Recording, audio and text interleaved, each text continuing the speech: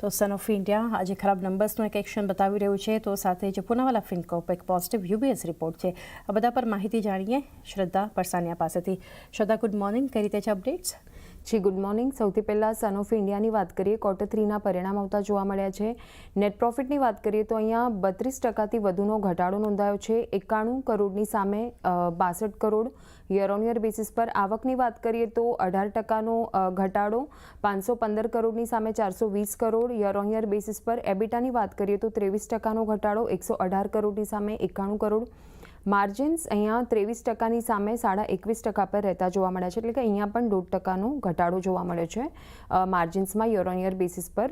ત્યારબાદ પૂનાવાલા ફિનકોપની વાત કરીએ, યુબીએસનો રિપોર્ટ આવતો જોવા મળ્યો છે. તેઓએ ઇનિશિએટ કરીને ખરીદદારીની સલાહ આપી છે અને ટાર્ગેટ આપ્યા છે ₹640 પ્રતિ શેરના. તેઓએ કહ્યું છે કે મજબૂત મેનેજમેન્ટ તેમજ AAA રેટિંગ જે છે તે કી પોઝિટિવ સાબિત થઈ શકે છે કંપની માટે. LAP એટલે કે લોન અગેન્સ્ટ પ્રોપર્ટી અને ગોલ્ડ લોન્સથી ગ્રોથ મળશે કંપનીને.